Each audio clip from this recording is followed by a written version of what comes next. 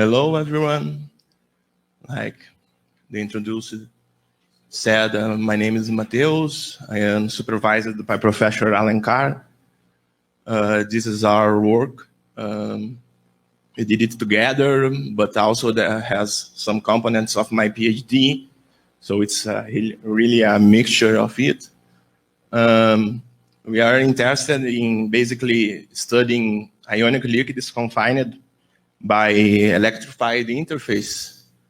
So, and we want to do that using simulations, and you want to do it very fastly or as fast as you can. So the computational time is low, and we can, well, I will explain why we need to be so fast. Well, the overview is very simple. I will talk about the system that we are studying and why it's so important in technology, or maybe important in a wide range of applicabilities. And then I'll just go straight to the simulations and say how I did it, we did it, basically. What results we got and stuff like that, and a few details and stuff like that. Here basically is the system that I am interested in. Let me see this. Okay. We have here some molecules that has a bare charge that are confined by these plates. Of course, this is a 2D picture of a 3D system. It's finite in this direction, but in the others are not. So you have replicas in X, Y, for example, of your simulation box. And here I depict that usually in ionic liquids you have larger cations than anions. And you can, in these plates, you can attach a battery here to apply a voltage between them, or you can just, if you apply the voltage and you do the simulation, this charge will fluctuate it.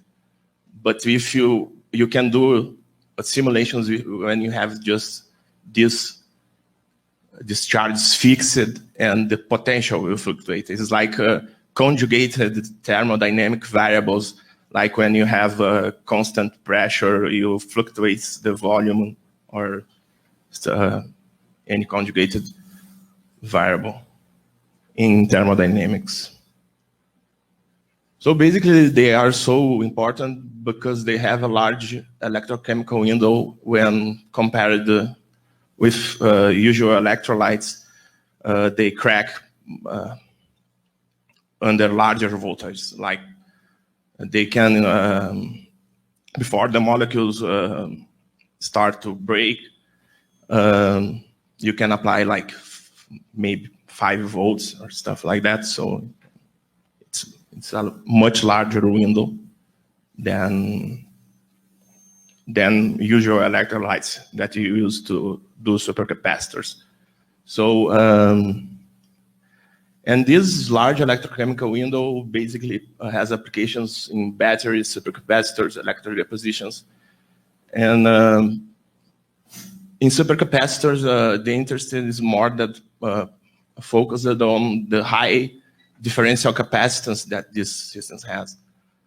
And I will talk about it.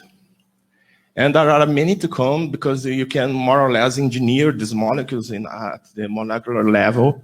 You can, like, for example, if you want a larger molecule, you can attach some neutral tail on it or something like that.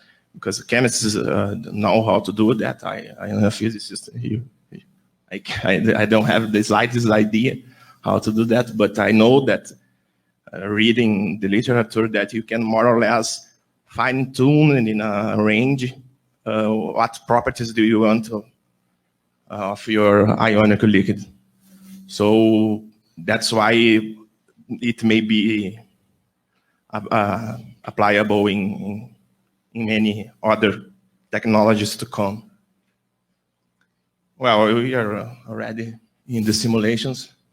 Well, you can think it well, it's simple. You just have two plates and molecules in between. Let's do the simulation. It's easy. Actually, there we have a problem. We have to do infinite replicas of the simulation cell because the electrostatic potential, remember, these molecules has a Bohr charge, okay? They are not screened nor nothing. That's why it's called room temperature plasma sometimes, because you have basically charged particles interacting through Coulombic potential.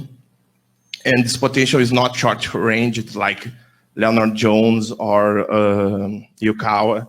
So when you do liquid simulations of these systems, you have to achieve thermodynamic limits, and you have to do this infinite sum of over infinite replicas. And this is hard to do because this is, and you have to be extremely careful doing that, because the series originally is conditionally convergent. So it depends the way you sum over it. This part is very complicated. Also, if you have metallic plates or dielectric discontinuities between the molecules, the liquid and the plates, you have induced image charges that they are, for example, you have a molecule in between the plates and induce a charge inside one plate that induces a charge in another plate and another plate. So you have another infinite sum. This one is not a conditional convergent, but it's hard to perform. You need brute force summations. So these are the, and these systems interact very violently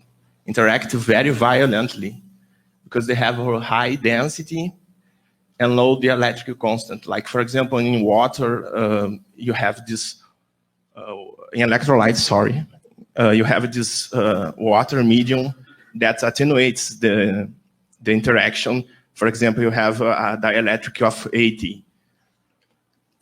So the Coulombic strength of the interaction in the salt is attenuated. Here you don't have the medium to attenuate it, you have just the molecules. So the dielectric constant sometimes is 10, for example. It's order of magnitude smaller than common electrolytes. So it makes the systems very energetic. And well, I talk a bit. Let me see how much time I have. One of the problems that when you simulated these liquids is that, well, I am not saying that people shouldn't use Gromax lamps. These are packages that are here to stay, and people can do wonderful things with it. But sometimes it's a little bit hard to understand the simulations that people are doing because they have these force fields that we can understand. I can't understand really well. They have this rescaled charge to fit some experimental data, and I don't know. It's very strange because if you rescale the charge, you have a better agreement with experiment if you don't rescale the charge, but this doesn't have any physical meaning to me. You are just playing with parameters, and as John von Neumann said, if you have enough fitting parameters, you can fit an elephant, I don't know. It's very hard to know these kinds of things. Also, if you just cat lamps, for example, and try to do the simulation, you are not sure what's happening inside the program, unless you are very careful. And well, the systems interact very violently, like I said before. So there is this issue of thermodynamic equilibrium because the systems have many free energy minima. So they can be trapped in your simulation in metastable equilibrium. So you can get out of it, and you can sample the phase space correctly. Like, for example, you have many minima, and your KBT is not strong enough jump over the minima to sample correctly the phase space. So this is another problem, another challenge in it. Well, in my PhD, we try to avoid many of these problems, but we stayed in the lattice. We rewrited the energies in a way that's more suitable for computation, where we avoid brute force sums of images. We could calculate the induced charge analytically, and also we avoided the expensive minimization procedures that are usually done to calculate this induced charge if you have a metal, for example, confined in your ionic liquids. So it's a very, But we stood on the lattice, just, it's a column gas lattice. It's something that it's very qualitative yet. So basically, we went a step further, and here in this paper, we just consider metallic confinement. Then in another paper, we basically consider any confinement with any dielectric here, and try to solve the equation for the potential inside the cell, given that you have infinite replicas in the X and the Y. So basically here, we're going to understand very easily here, because here is clear. You have the potential here, the first Maxwell equation. Here you have the charge, the source charge. Here basically is the charge in the main cell, and here you have the charges that are replicated. So you have to solve over it, and this is G because we usually do green functions or using green techniques. What we found, it's to me very mathematically beautiful, and we find that we can decouple the contributions of energy. For example, here we have the ion-ion energy, here we have the ion plate energy, and here we have the polarization energy. So we could decouple all over it. It took a lot of mathematical work, with lots of pages and algebraic and calculus tricks, but we managed, fortunately, to do that. And so now I want to go a step further and go out of lattice, go to the continuum. But first I want to consider just these two contributions. Now here I just saying that that's our new method that I developed in PhD is faster than our method is in red and black, and the other methods are in green. Lachner method is usually used to compute the energy here.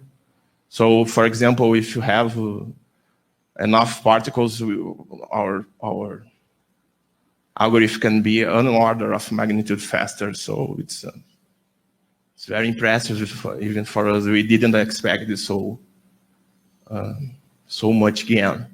The referees like complaining because we didn't compare with all the available algorithms, but it's impossible. I can't compare with it all. So, well, what I decided to do is to attach, focus on those two contributions of energy, attach a battery, what means that I will do the simulations, Monte Carlo simulations, in the constant potential ensemble.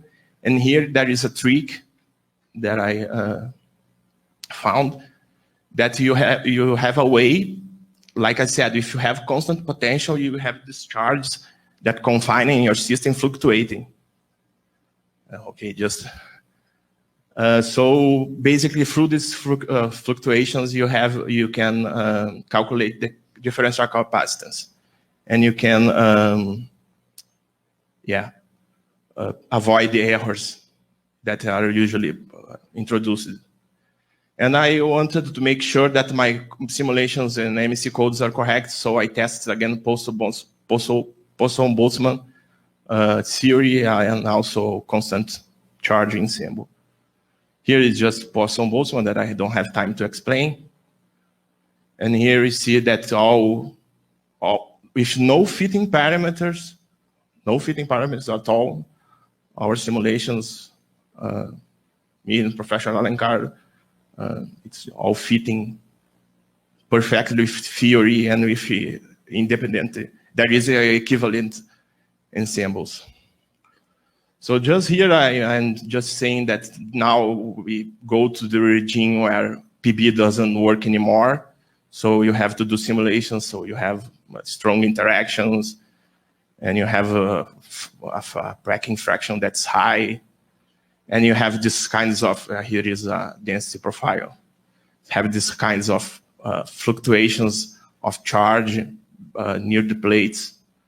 So you have the plates positively charged, then you have a layer of negative molecules, then a layer of positives until you reach the bulk regime.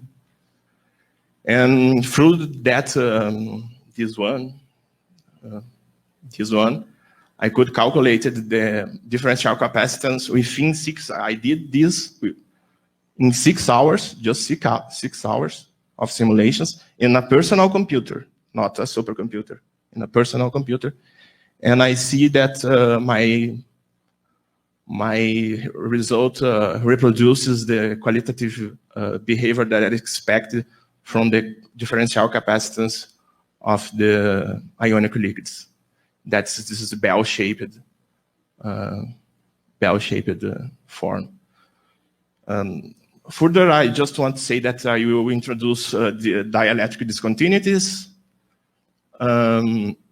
There are tricks to do that, and also I will start to vary many parameters here to study how these parameters can influence this curve, and so engineer better supercapacitors. My time is out, unfortunately, but thank you for listening. Thank you, FAPESP. Thank you, CINE. Thank you all for listening to me.